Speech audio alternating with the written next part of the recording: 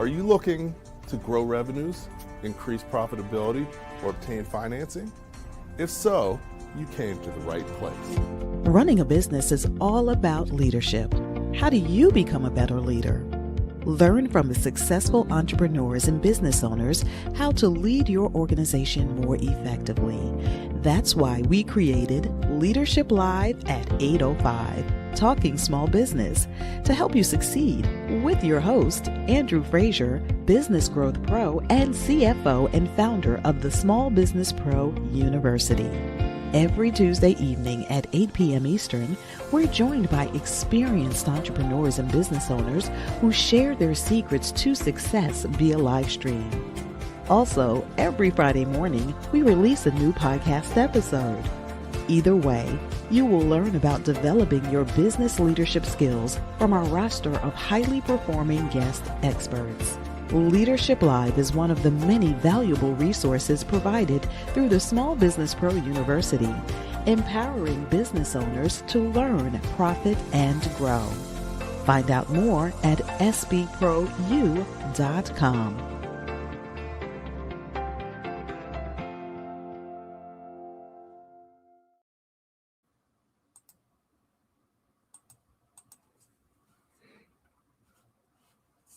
Okay. All right. Good evening and welcome back to Leadership Live at 8:05. I'm your host, Andrew Frazier, and excited to have you hanging out with me once again on Tuesday night. Of course, this is our first Tuesday in the new year, so definitely welcome. As you know, or as you may know, our goal last year was to make 2025 your best year ever. So I hope that we were able to help you do that. Thankfully, we appreciate people helping 2025 to be our best year ever as well. So hopefully you enjoyed the holidays. And just here's a quick message, our holiday message, before we get started. So let me share that. Hello, everybody. Andrew Frazier here. And as we close out the year, I just want to thank all of our clients, our sponsors, event attendees, business partners, and volunteers.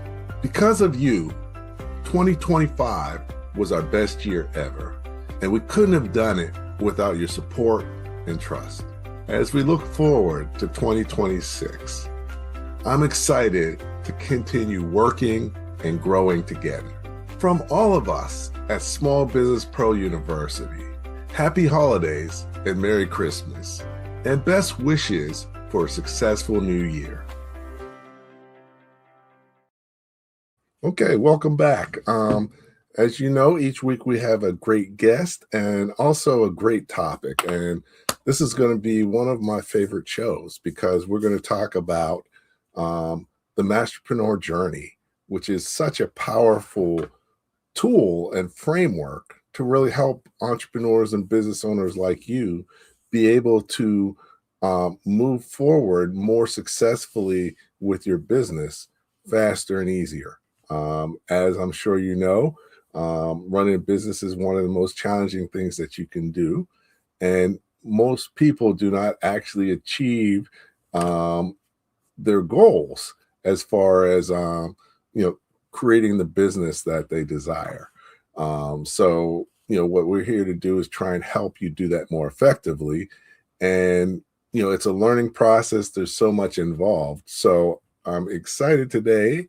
The Masterpreneur framework has 5 steps to go from startup to scaling.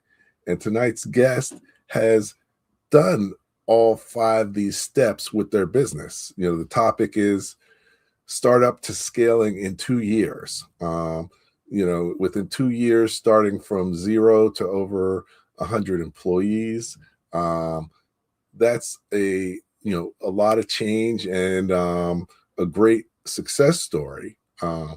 But there was a lot of learning along the way, and we're going to unpack that to really help you understand better what it takes to really move your business forward through all 5 of the steps, and will make you way more likely to achieve greater success in your business. So that's really what we're talking about tonight. Just want to check in with everybody. Thanks for tuning in. Definitely always appreciate your questions and comments. If you like it during the show, put some thumbs up or waves or whatever you do. Definitely like us on the platforms. If you're not subscribed to our YouTube, encourage you to do that so you get notifications about different things that we're doing. And you can actually access past episodes. So as I get started and bring the guest on, definitely if you're on in the chat, put where you're from, where are you tuning in from, and see who's in the house tonight. So let me invite my guest on. Tonight's guest is Gene Bohensky. Known Gene for many years and actually have seen him through all 5 steps and seeing how he's done it and talked to him throughout the whole journey. So we're going to really discuss what he did in depth. And I think you'll learn a tremendous amount from this experience. So welcome, Gene.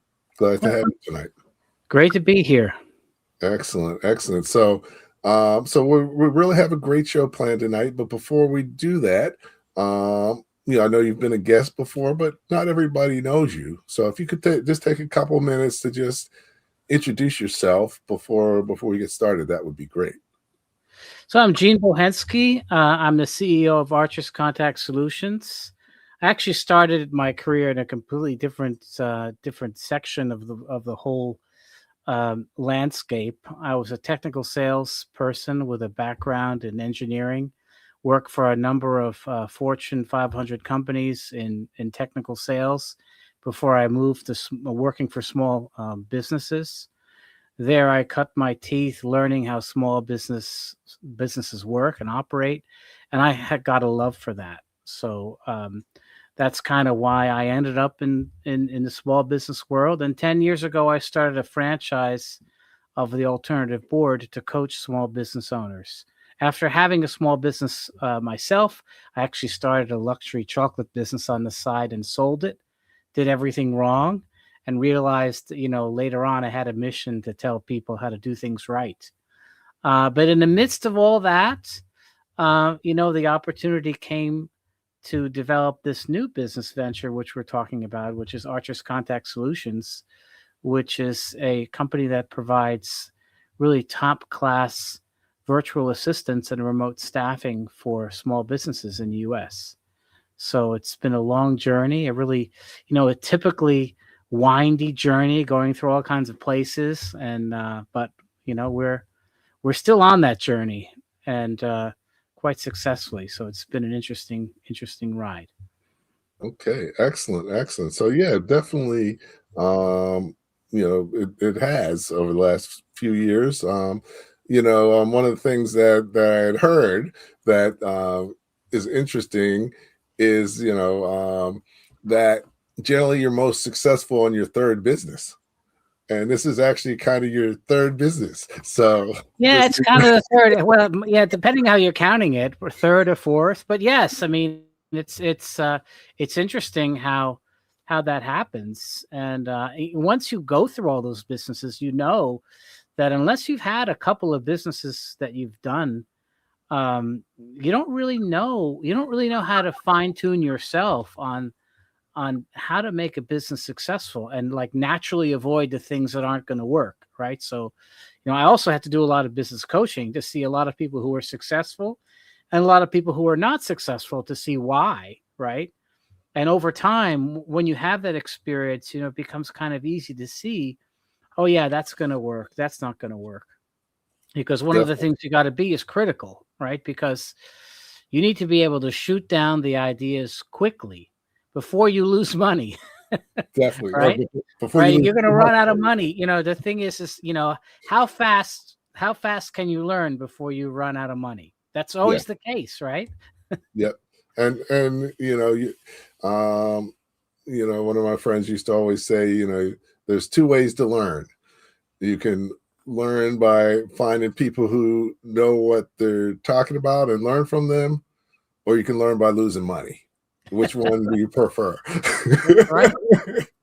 So, Unfortunately, I think the reality is for everybody's going to be losing money at some point, right? yeah, I mean, like if you don't go through that time when you're waking up in the middle of in the night with cold sweats, right? Wondering what the heck you're doing, right? If you don't go through that phase, you're not really a business owner. I mean, there isn't any business owner that hasn't gone through that, right? right. Because there always comes a time when you run out of money. And why is that? Because you always underestimate how long it's going to take, and you underestimate how much money you're going to need, Yeah, right? There isn't anyone that doesn't go through that. right. And actually, I've got sort of an analogy that I use, and sort of, um, you know, having a business and never running out of money is sort of like, watching somebody's baby. You know, having a business and you're under 100K. It's like kind of having a baby. But the difference between having a baby and having two babies is more than double the work. So, you know, there's different stages of what it really is like to be in business. You know, like you said, until you're, worried about money. Another guy who was on the show said, you're not really in business until you miss the payroll.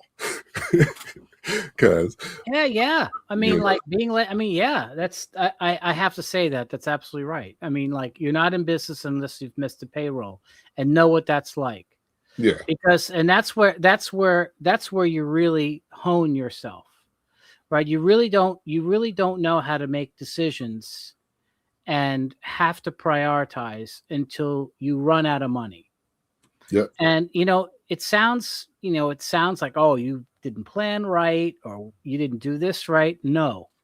Anybody who runs a business goes through that, which is why it kind of sharpens it sharpens the sword. And right, it's kind of like a rite of passage. If you've never gone through that, you've really never been tested, right? You've never been tested. And anybody that goes on this masterpreneur journey, right, is going to go through that journey. It's just a byproduct of the journey.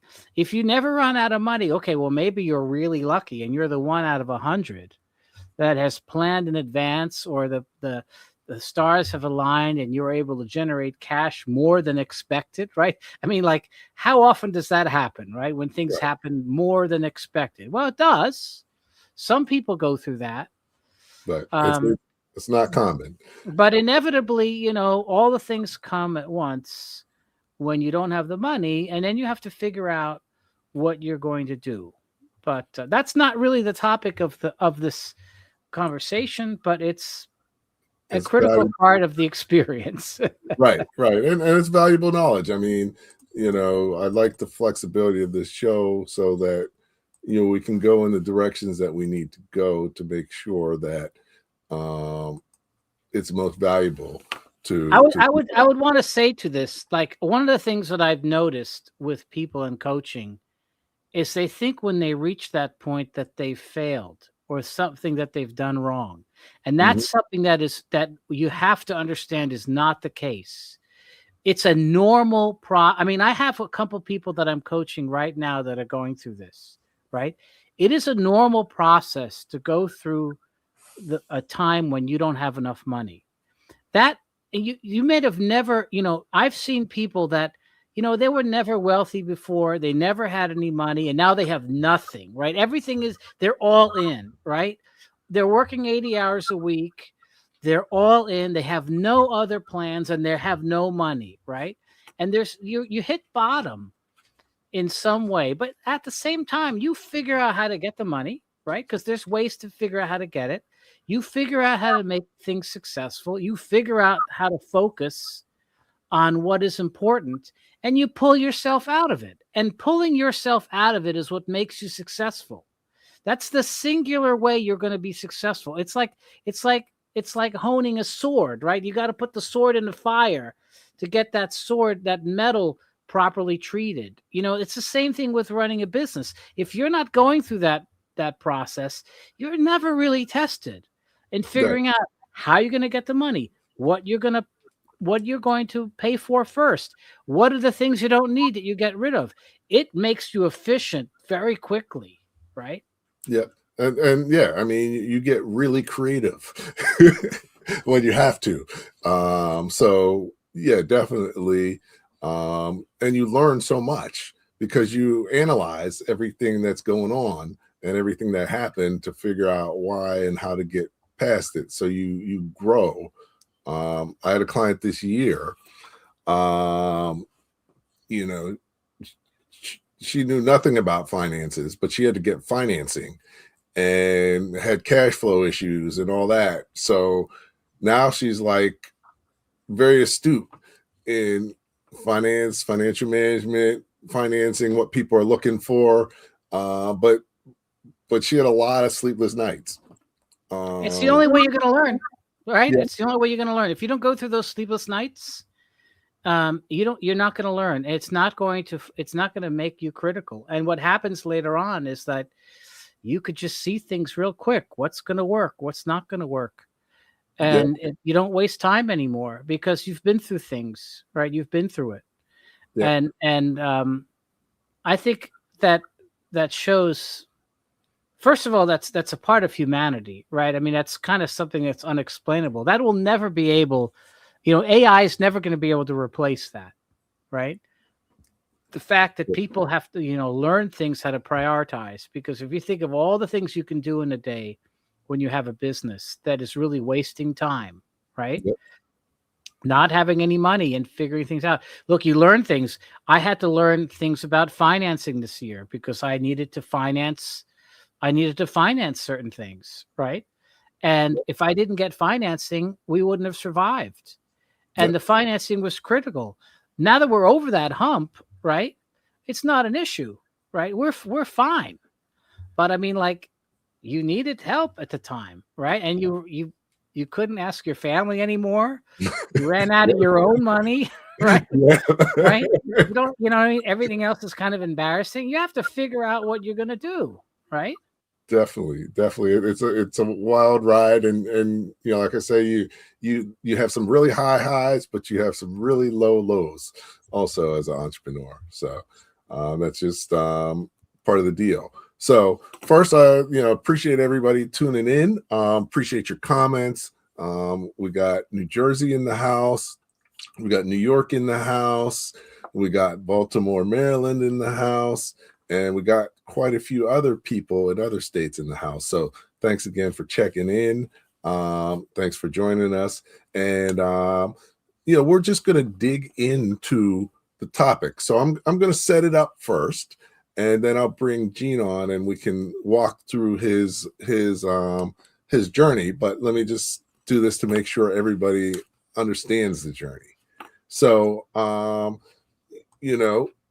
created the Masterpreneur journey framework, and it really outlines the path that every business in any industry has to take to go from startup to scaling, and boils it down into 5 steps. And what I call those 5 steps is the Masterpreneur path. So to take your business from startup to scaling, you got to work on the concept of your business, really develop what your business is going to be about. Once you do that and start making some sales, then you start working in your business. And that's when you're building your sales, building up to hiring people, and you're in the business, and your most important goal is to find the right product market fit so you can get above 100K in revenue as fast as possible. Step 3 is working on your business.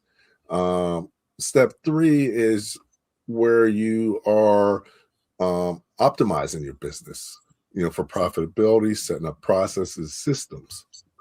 Now, the biggest challenge is most businesses never fully get to and implement step 3. So most businesses don't even make it halfway through the path, probably less than 5%.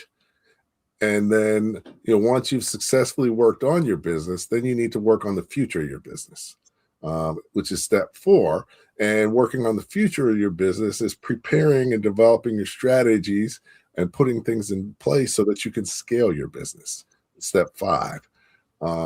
But to be able to do that successfully, you need to evolve as a business owner. And at every step, you have to evolve into a different type of leader to be able to lead your business through that step. And what I call that is the Masterpreneur evolution. So you have to evolve through the whole process. So at each step to make it through, you have to become a different type of leader.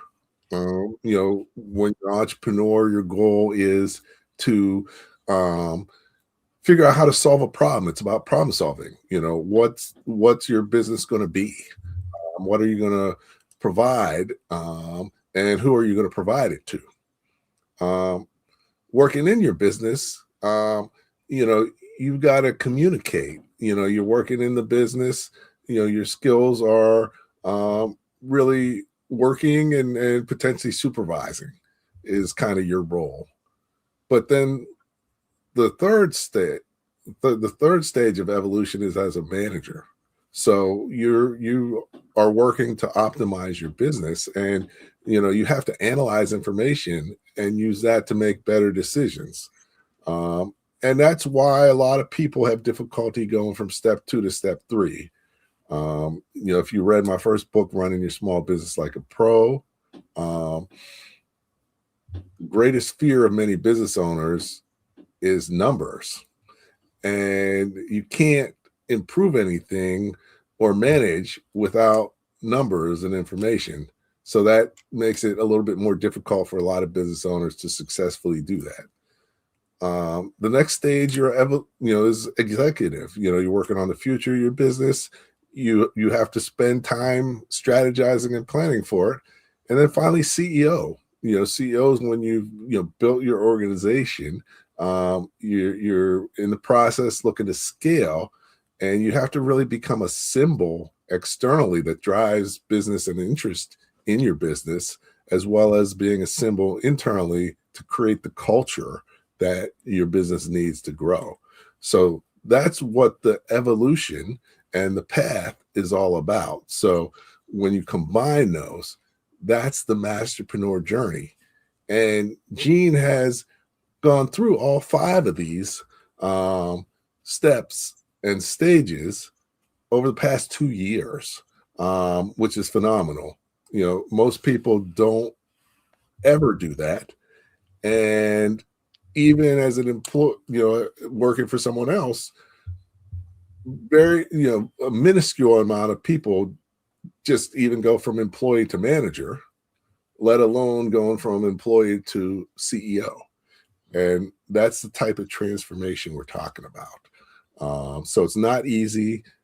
Not everybody can do it. And, like I always say, your business can only go as far as you're prepared to lead it. So if you can't be the leader that's needed to move it forward, you're going to be stuck.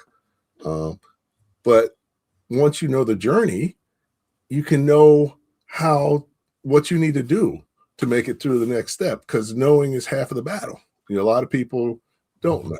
So that's what the framework's all about. Before we get started, Gene, you want to say anything about the framework? Well, one of the things about the framework, and of course, we've discussed this together, Andrew, for a long time, it is really a definitive framework. It really applies to any business.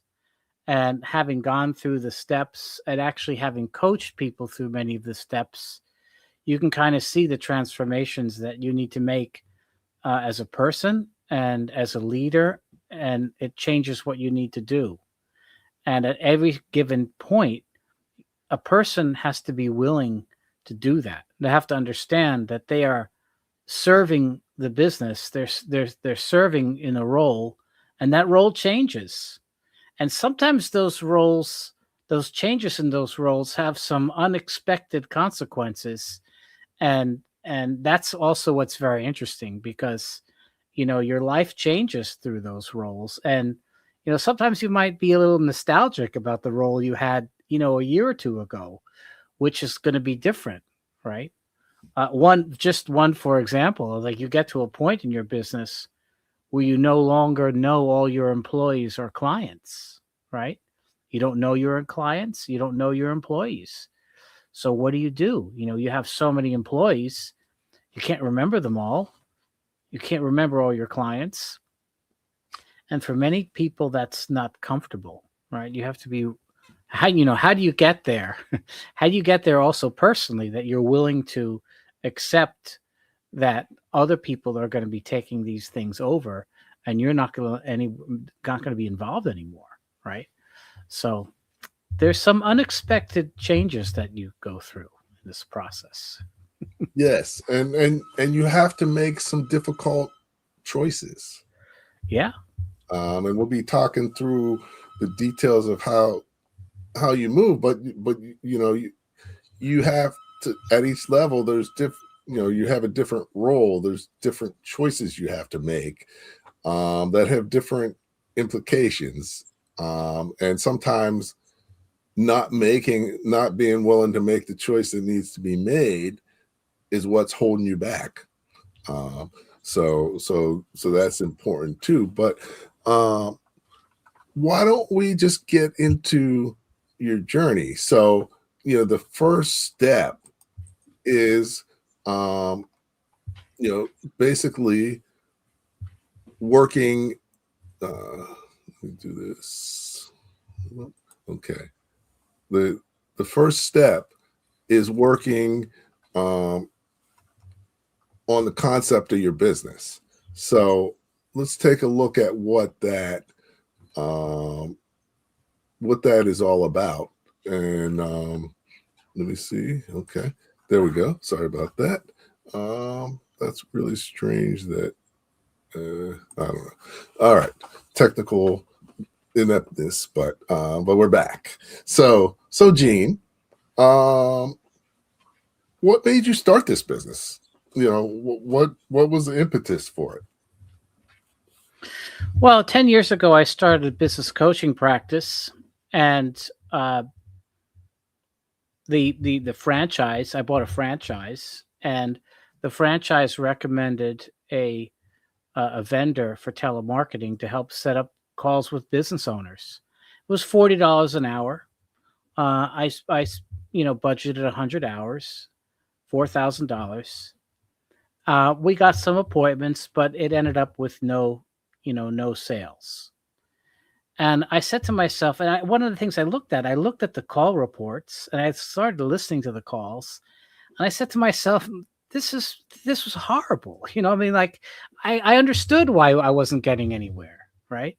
So I said, there's got to be a better way. I got to figure out how to do this myself. And I found a website called Outbounders, where you can hire callers, independently.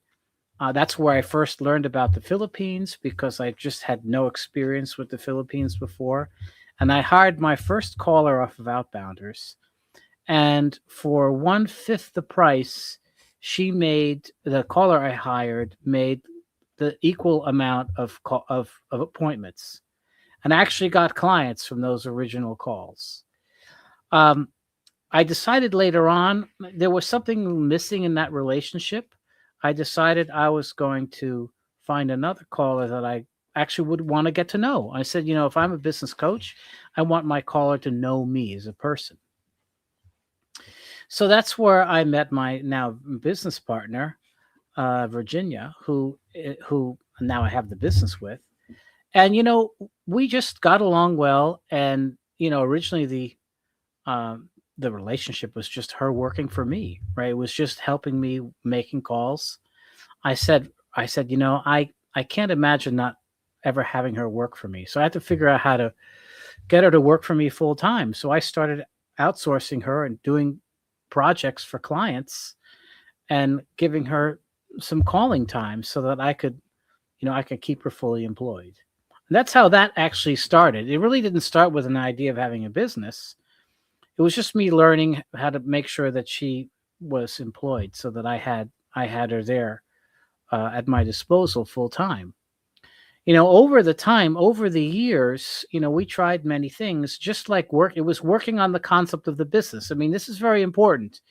Like, I had no real intention originally to start this. It was later on I started to see that there was potential in this, and providing more people, talented people, um, like this to American business owners, first through the projects that I had, and then later to outsource them to other people, because you have to get some experience first. I was no idea that you could hire somebody in the Philippines with excellent English, that was culturally compatible, that you can talk and have hour-long conversations with, and just enjoy their company, just like you would find someone here, right? So I mean, like, if you don't know that's possible, right? You got to have experience. So the first experience was understanding the people, and slowly I was really just an entrepreneur, just outsourcing some people here and there. After a number of years, we got to about 13 people. Uh, we we had some under. I mean, I never really was thinking about starting a real business around it, and was not really making a lot of money with it. It was just kind of helping my clients and doing some things on the side. After all the COVID hysteria, I went out to visit them in the Philippines, and I really came away with a different understanding of that potential. And then we talked about actually starting a business. So sometimes working on the concept of that business might take a little time to understand where you want to start from. I mean, you got to see something, like you said before. You got to see a problem that needs to be solved. You got to kind of have an idea that you have something special to offer. You got to have some experience with clients and with the market. Because a lot of people, they go into business with no experience. It's just like shooting darts, not knowing where you're going to end up. But in this case, we kind of knew, there was certain potential that we could see. And that's how we kind of formulated our initial plans, right, after having some experience. Okay, so now the $1,000,000 question: did you write a business plan? And if so, what was it like? Well, we did write a business plan, and that it was kind of on an Excel sheet, right? We kind of looked at what we needed to do. We had goals. Quickly, we knew we needed to scale eventually, right? Because when you're dealing with a business like this, with the kind of revenue you're getting per employee, you're going to need to go to the hundreds pretty quickly in terms of people, right? You're going to need to have a lot of clients. So we had an idea that we were going to need to ramp this up in some way. And so one of the things you have to do is you have to understand your potential revenue and your potential costs. So you got to have some framework to say, well, if we do this, this is the kind of money we're going to be able to make. You need to have that at a minimum. I like to call that at a minimum. It needs to work on napkin math. I mean, if you don't have anything else, right, you need to have the mathematical equation written down on napkin math, and make sure that the math is going to work out, right? And you got to have enough experience to load up the cost side, right? You got to load up that cost side to make sure you could make money in a worst case scenario, right? Okay, no, great point. So many people start out without having any type of written business plans, which is a recipe for either failure or stagnation. So, when you're working on the concept of your business, it's really important to do that, to figure out what you want your business to be and how you want it to work.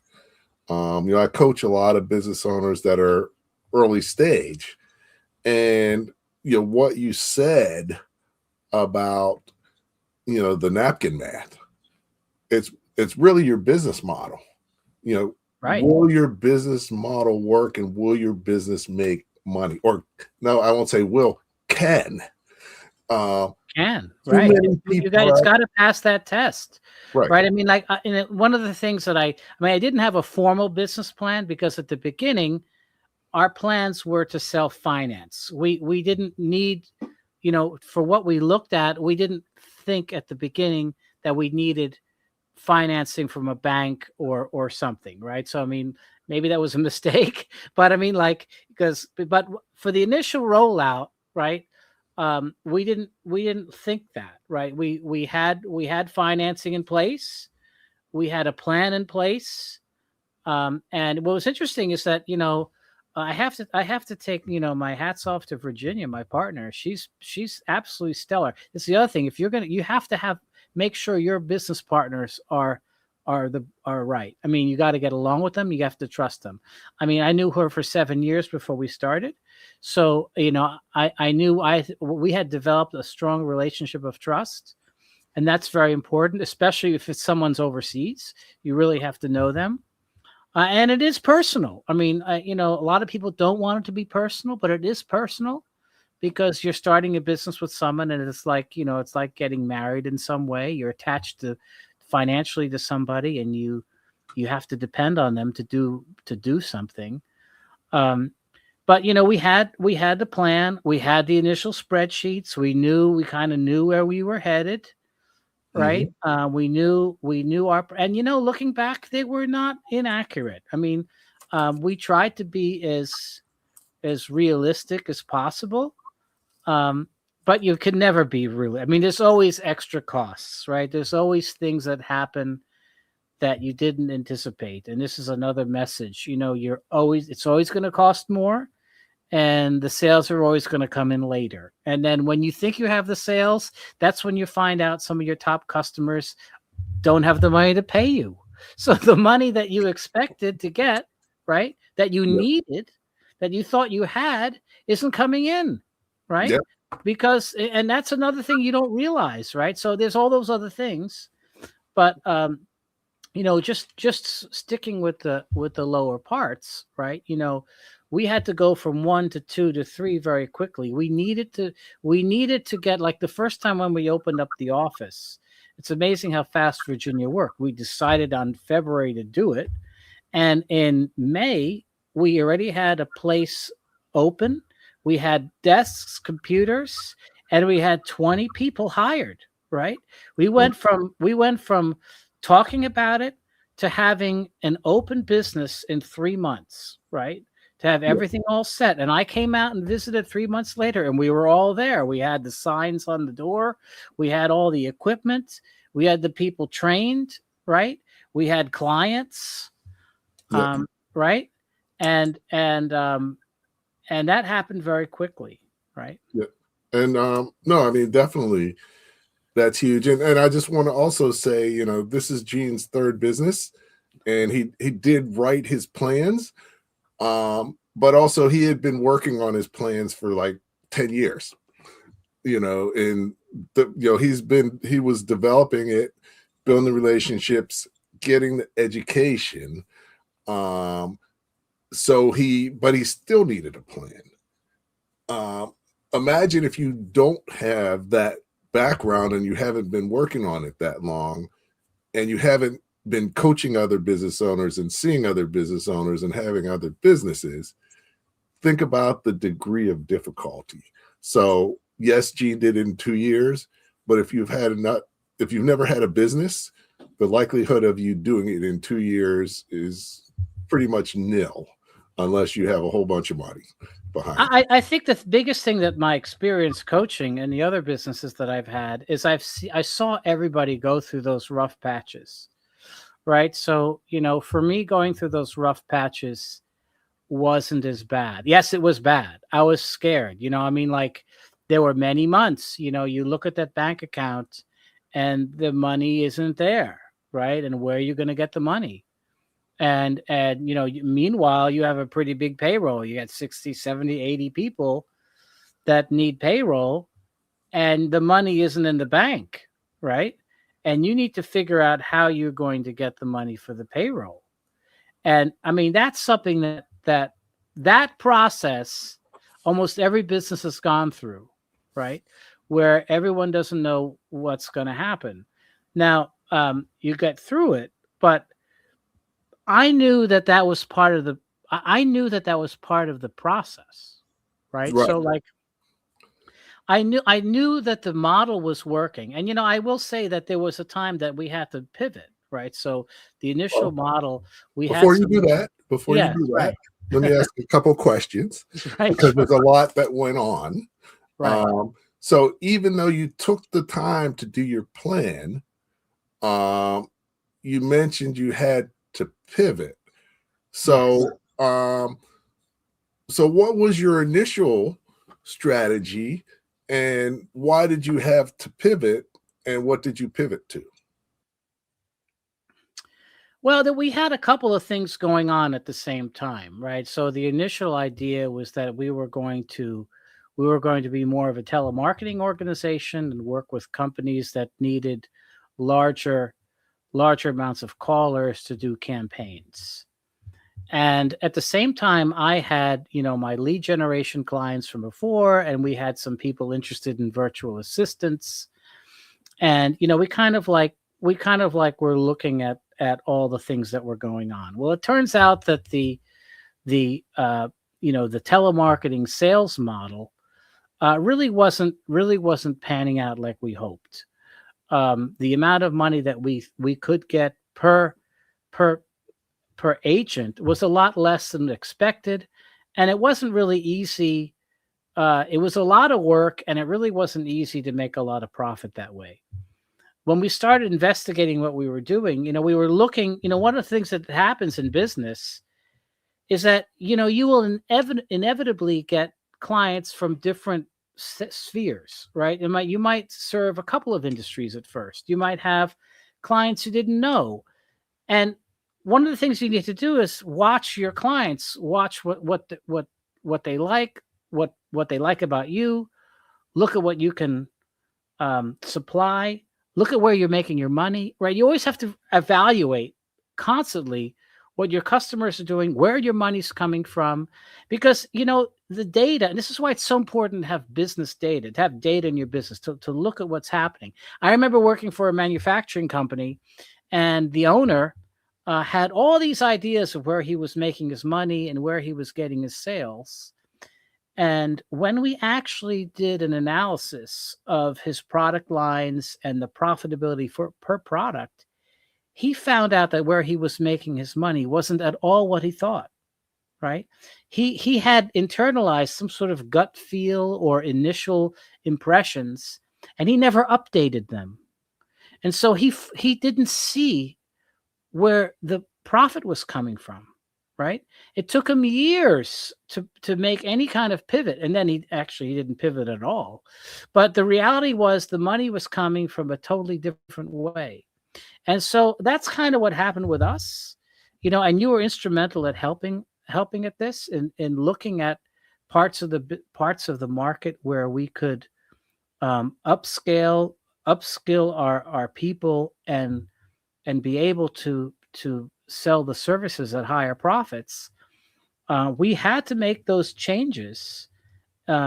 Looking back, now we're solidly profitable. It's great to be in business when it's solidly profitable, but you have to make changes along the way. That will be the challenge for you as a leader of a business, is to make decisions, and some of those decisions might go against even what you wanted to do in the first place. So, I mean, that certainly happened to me. There's certainly things that I had to do and change my approach that originally I didn't want to do. And I looked at the numbers, and the numbers, they're the numbers told the story. They're like, well, I really should be doing this. I should not be doing this. I'm going to fire those type of clients. I don't want to deal with those people anymore. I'm not making any money, and it's not working out. Over here, I'm making money, and people love what we're doing, right? I mean, that's a simplistic way of looking at it. But I bet you there's more businesses that can be more profitable if they look at things that way. Definitely, definitely. And, the story about, the manufacturer, he was still on level 2 because he never optimized his business, which is what you do in level 3. And So you can't scale it. You can't scale it until you've optimized the business. This is an important key. This is another way of putting the iron in the fire, right? You cannot scale a business that isn't already optimized, right? Well, If you don't already know how to make profits and make people satisfied and provide an excellent service, right, you won't be able to scale. You're always going to be fumbling. You're never going to make enough money. It's never going to really be great enough. Yeah, you could pay yourself a salary. 1 year it'll work out, 1 year it won't. You might have 10 or 15 people, right? You're always going to be kind of like, in this chaos, confusion. And you never really went through that purifying fire that gets you say, okay, I'm gonna sell this now, right? And we know that when we sell this, we're gonna make this amount of money. So now I have 5, I can sell 10, I can sell 100, right? And I know how much I'm gonna make, right? So, but I would say never say never. Because there's always something Right. proves that rule. And there are a lot of people out there who have gotten a lot of great success, but don't realize that they were super lucky. They think they're good, True. but they were really lucky because, the odds are way against you if you're not doing it the right way. That's why I created the journey and the playbook to move through the journey, because it significantly increases your odds. Now, a couple things that you said that were key was, you already had VAs, you already had businesses, you started and you wanted to do a call center. Now, even though it seemed like it would be easy, it'd be the right move, it turned out not to be, because you didn't necessarily have industry knowledge in doing that. So you had to learn some lessons that cost you money. Sure. Right. So, and a lot of people starting out, they want to start in an industry that they have no experience in. And that makes what you're trying to do significantly harder and more risky. And, the best thing you can do is work in that industry, even if it's for like 2 months. What you will learn before you put your money out there are a lot of lessons. So, when you're looking for financing, if you don't have industry experience, that really hurts your chances of financing. And Well, I mean, there is a way I look at this. There's like degrees of separation of what you know.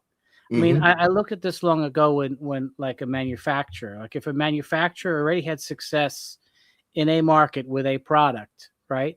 Yeah. You could possibly be successful with 1 degree move. And what is a degree move? A degree move is either a new technology, opening a new plant, going into a new market with the same technology, right? Like if you're trying to open a new plant with a new technology and a new market, that's 3 degrees, right? It's almost impossible to be successful with 3 degrees, right? You're going to fail, right? And there's some things we know recently, people try 5 degrees, try to do it quickly. And right. And that's, then that's 4 degrees. So if you have experience, people always discount their experience, right? So this is key also. You discount your own experience and you think of some idea because you're smart and you want to go into something that you don't know. It's incredible to find out, to spend money on things you don't know. I'll give you an example. I had an early client that was developing an app for wait staff, kind of like Uber, right? So, we did a campaign with them on LinkedIn, and we were contacting all the caterers and restaurants in New York for interest in this app. They spent $1 million on this app and got all kinds of funding. Well, it turns out they didn't realize, we found out from the LinkedIn campaign that, the unions already had the ability to provide wait staff on demand, right? And they didn't know that, right? So they spent $1 million developing this technology, and they didn't even understand the market, right? So that's an example of how you could spend a lot of money, a lot of time. Now, they actually repurposed the technology for something else, but I don't know what happened after that. What was interesting is that our LinkedIn campaign, we delivered them enough feedback so that they understood what the issue was. So, I mean, it's, you can overthink it and go into something that you don't know about. And that's a recipe for losing a lot of money. Yes, there's a lot of education. Yeah, education is expensive. If they had gone and worked as a wait staff for 3 months, they'd have known that. Correct. So, so that industry experience just helps you understand things in a way that you need to understand it if you're having a business. You can read about stuff and people tell you stuff, but that's not the same as being in the industry. So I mean, that's a great point. I think that, you talked about the data and analysis, which helped you figure out what's working and what's not working. If you never use data and analysis, you're going to get surprises. A lot of them, unexpected, are going to happen to you that you could have avoided. And problems are going to get bigger than they needed to, or there'll be problems that you could have totally avoided. So that optimization phase is so important. And one of the reasons why it's really easy to go out of business when you grow is because if you're not optimized, a few things can happen. One, you can run out of money because growth takes money. Two, you can have more sales than you could deliver on, which can put you out of business because you're not delivering for your customers.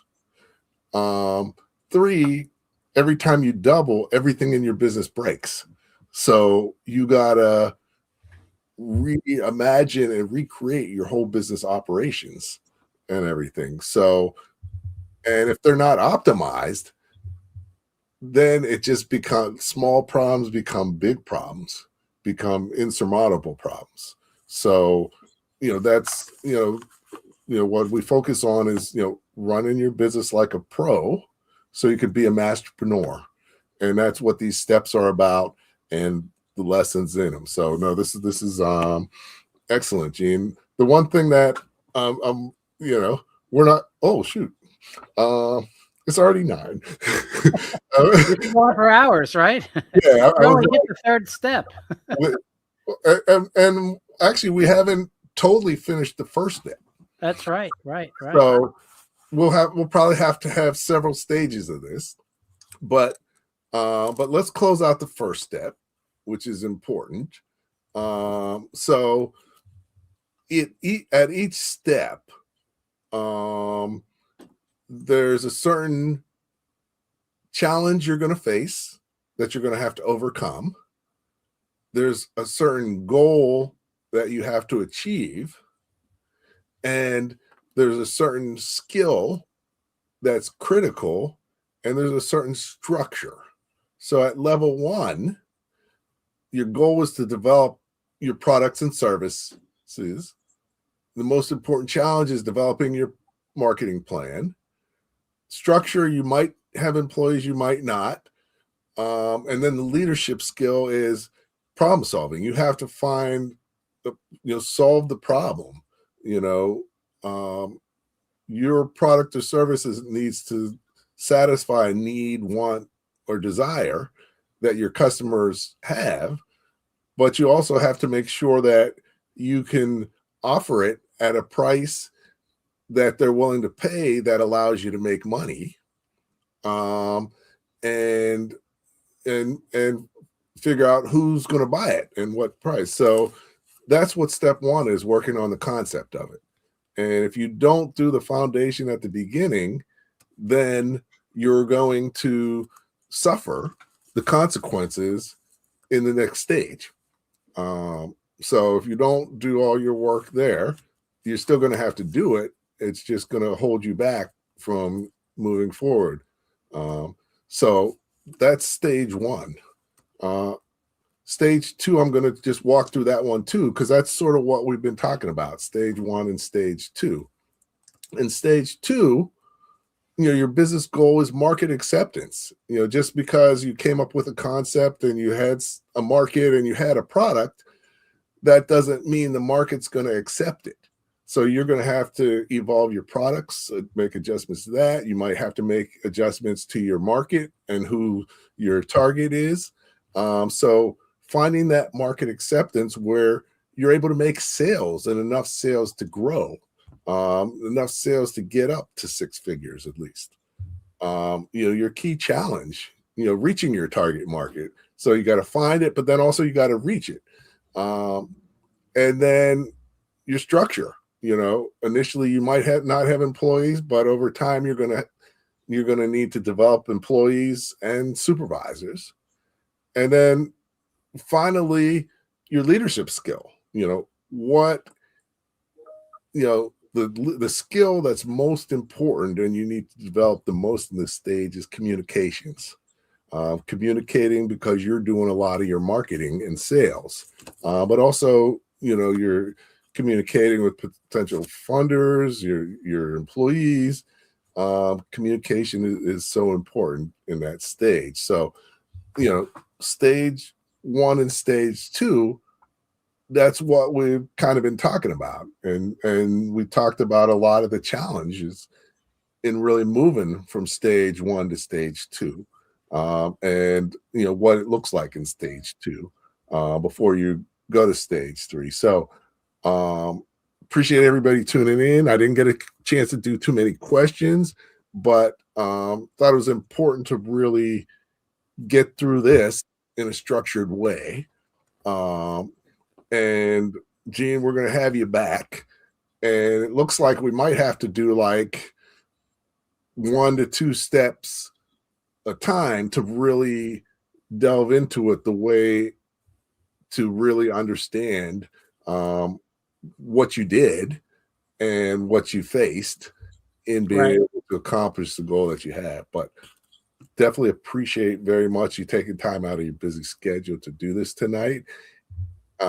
Anything you want to share before we tune out? Well, if any of you are budding entrepreneurs out there, I think it's really important to spend that time to review your business model and to review what you're doing and make sure that you have the expertise and the experience for it. And don't downplay your expertise. Things that come to you naturally from your own experience, you don't realize how valuable that is to people that don't have that experience. A lot of times I find people downplay their experience all the time. They don't realize the specialness of what they have to offer, and the fact that they could probably make a good business based upon their experience. So definitely. Don't downplay that. Don't discount it and go into some new idea that you have no experience in because you love the idea. Don't fall in love with the idea that you don't have an experience in, because that's often at the early stage a recipe for disaster, by experience. Definitely. and we usually do a top three. But if you could, I'll give you a minute to think about it. But it would be good to just get the top three key things people should take away from what we discussed tonight. I'll give you a minute to think about it, and I'm just going to share a video about one of the most challenging things many business owners, or a problem that a lot of business owners have, and that's bookkeeping. And we have a solution for you. So learn a little bit about here. You can learn a little bit about it. You risk cash flow, tax, and profitability issues without timely, accurate financial records. Unfortunately, most business owners are not happy with their current bookkeeping situation. Actually, our bookkeeper kind of left us. He actually got a job. Many struggle with it themselves or have trouble finding the right help at a reasonable price. Even if you have a bookkeeper, there are often inaccuracies that can cost you money due to their lack of accounting knowledge and experience. We had a lot of missing holes in our reporting. Things was a little hard to keep track of. Fortunately, it doesn't have to be that way. That's why I incorporated small business-friendly bookkeeping into our service offerings. Working with Andrew and Small Business Pro University was a very easy process. They really understood our numbers and our data very quickly and what needed to happen. We meet you where you are, whether you want to switch to save money or need us to clean up past issues. Since working with you, we've definitely been able to catch up on a lot of those missing holes and fill those gaps. So from a business standpoint, I'm able to understand my numbers a lot better. Bringing everything current for tax and compliance purposes. Along came Andrew Frazier. In a short period of time, they got us up to date, and now we're fine, and they're handling our bookkeeping. Use the link below to schedule a complimentary discovery session to explore how we can help. www.sbprou.com/discovery. You have everything to gain and nothing to lose by scheduling a complimentary discovery session to explore how we can help at www.sbprou.com/discovery.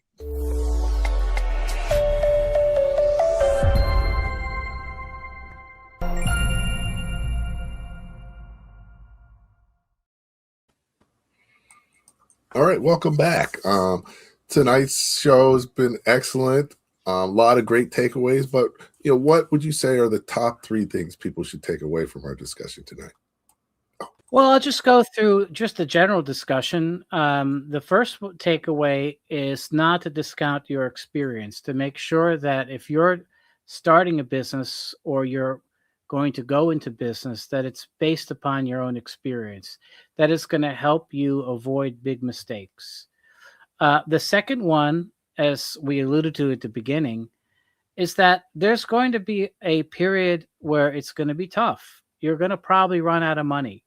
And you got to be ready for that. You got to be ready for that only from the standpoint of perhaps finding other places to get money, but it's also an internal anxiety you're going to have to live with, a fear and the uncertainty of it working, right? With that, you're going to have to rely on your business model that hopefully you developed. That business model, the confidence in that business model is going to help you get over that uncertainty. If you go into that uncertainty without really understanding whether your business model is going to work, that's really a recipe for disaster. And then, of course, alluding to a future topics, is that you need to optimize that business model from your experience going in. As you gained feedback from your customers, as you're in business for a while, you need to optimize your products and services in order to scale and grow. Because if you're not profitable and you don't really know what you're doing, you're not really going to be able to grow confidently or easily because you don't really have a model for growth. Excellent. definitely we delved into those. You know, there's a lot that that could be helpful in business. So figuring that out and unlocking it is key.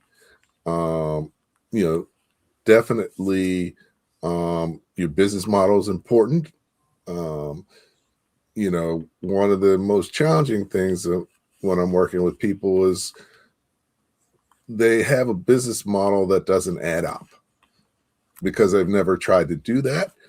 So that means their plan, what they're trying to do, even if they do what they plan to do, they're not going to make any money, or they're not going to make enough money, and they don't even realize it.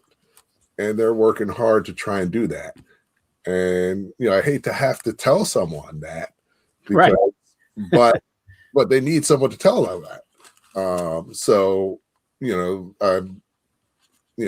know I'm doing them a service, even though they may not be happy. I have one person that I coached that they're still mad at me for telling them what they needed to know, but it helped them.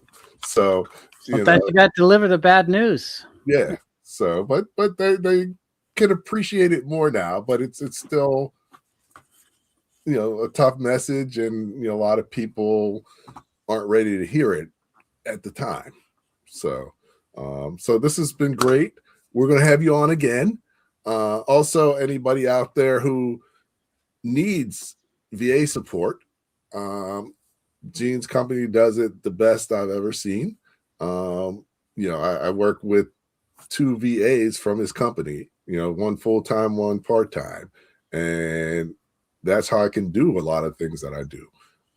So if you need some people who are good and cost-effective, reach out to Gene. You got his website, his LinkedIn.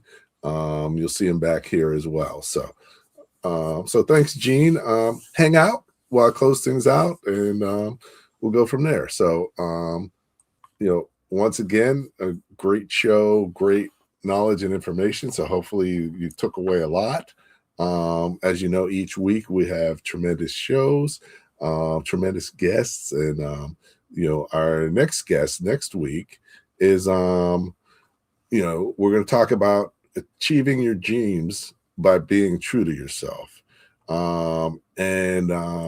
She has an amazing story, Mosabella Tram, about where she started and where she is now, proving that wherever you are, however low your situation, you have the ability to turn it around.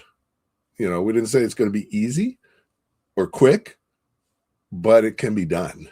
So hopefully that'll be encouraging, and you can learn some lessons in how she was able to do it, and what were the key things.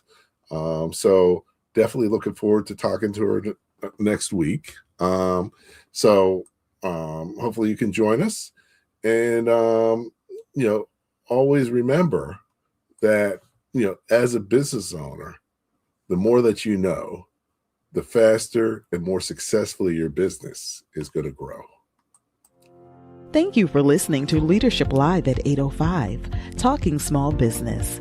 Subscribe to our YouTube channel and to the podcast on your favorite podcast platform. Leadership Live is one of the many valuable resources provided through the Small Business Pro University, empowering business owners to learn, profit, and grow. Find out more at sbpro.u.com.